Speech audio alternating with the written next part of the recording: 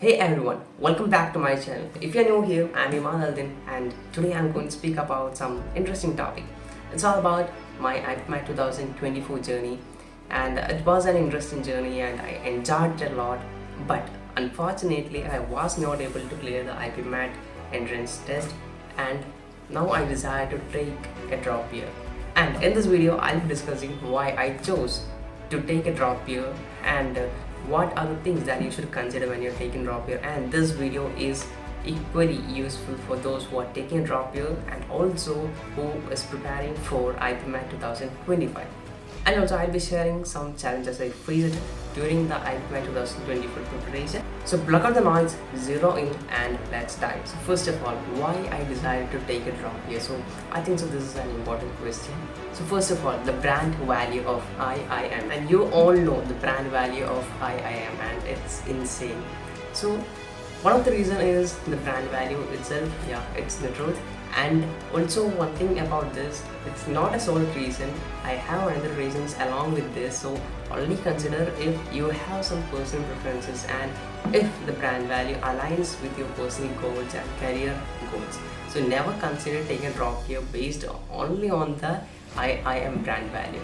Also, it's not only about the brand value, it's also about the course structure and their experience in dealing with IPMAT and every kind of things. So I think so I considered this part also while considering taking a drop here. Also, I had some personal preferences for taking and my personal goals for taking a drop here, and one of them is to work on myself. So I thought that I have to work on myself a lot, not only in the area of IPMAT, also in my personal development, also in my character and my personality. So I think so I have to work a lot my life also. So that's why I took a drop here and I decided to work on myself. I decided to work on my productivity and my personal life, and that was one of the reasons for taking a drop year. And you should consider all these things when you're taking a drop year, and you should not only consider the brand value of items. It's a part, I understand that, but you should also consider all these things when you're deciding to take a drop year or not. I like to share some challenges that I faced during my IPMAT 2024 journey,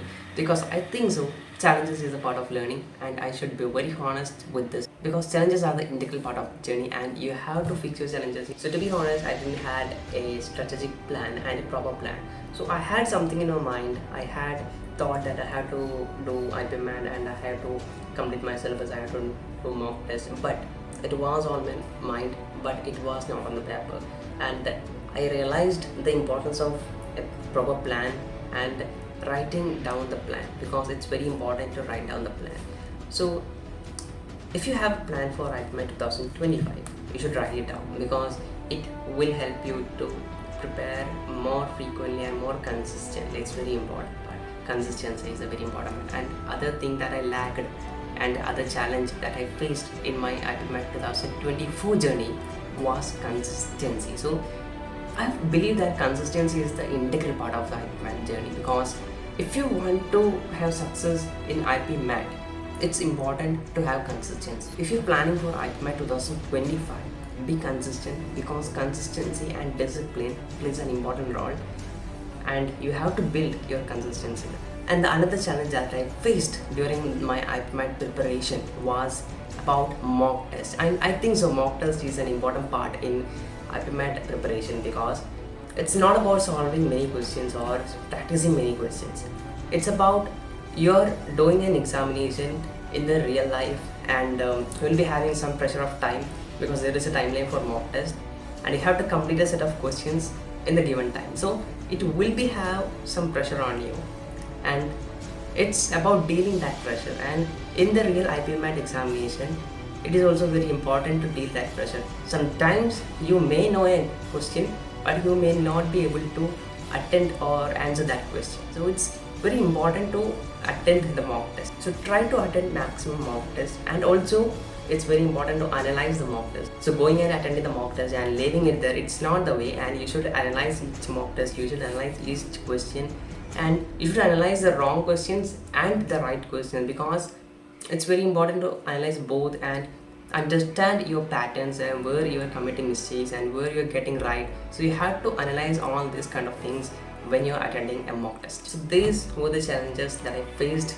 when I was preparing for IPMAT 2024, and you should avoid these mistakes. And if you want a detailed video about this, I'll be sure making that video. I think so this is a content for an entire video, because I have to talk a lot on this topic, the mistakes that you should avoid in your IPMAT preparation. So if you want a video about this topic, you can comment down in the comment box and I'll be taking that. Now let's talk about the challenges of taking a drop year. Of course, it comes with its own challenges and setbacks. And the first challenge is mental and emotional struggle. And some people may experience this mental and emotional struggle, but why you are experiencing this? Okay, you might say, my friends are moving forward, my friends are moving to college and they are moving with their college life, and also they are moving, so why I am taking this drop year and why I am stepping this step backward. And you have a different perspective about life, so you should think wisely, and you have different goals. Everyone's perspectives and goals of their life is different. Even my perspective is different from you,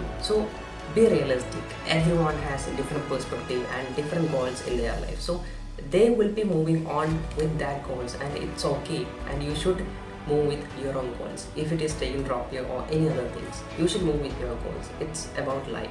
And I also have to mention one more thing, the pressure and expectations. I think so some of you may face a lot of pressure from yourself, not from your family, not from your parents, but yourself. Yeah, it's sometimes it's a reality, but you should not give that a pressure, because IPMAT drop year is not a failure. It's the lessons you have learned from your previous experiences, and you should use those lessons in this journey to get the maximum result. And this is how you should consider and how you should view this drop year.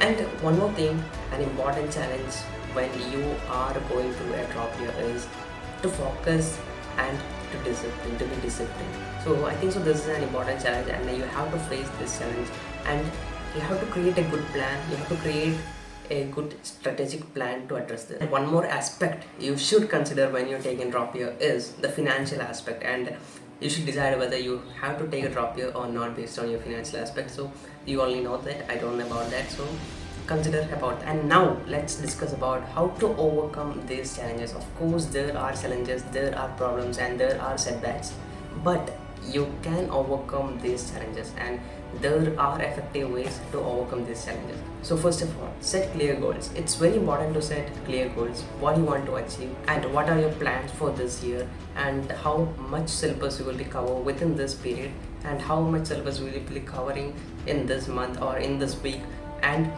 how many questions you will be doing in this year or in this month or in a day. It's very important to consider all these things when you are planning. So set clear goals for your monthly purpose and weekly purpose and your yearly purpose also. So it's very important to set clear goals, and you have to write all those questions, because if you're writing down a goal, there are high chances that you're going to achieve that goal. So write down your goals. And the second thing is create a support system. I think so this is an important part, because you'll be facing some emotional and mental struggle through this period, so you have to create a support system. You can use your mentors, so there are many mentors in IPMAT courses or anything, so you can use those services if you need, or you can use your family or friends for this purpose. Now very important part, that is third part, and it's about tracking the progress. So if you want to improve on something, you should track your progress. You should be accountable to yourself. Not saying you should be accountable to your friends or families or your parents, but you should at least accountable to yourself, because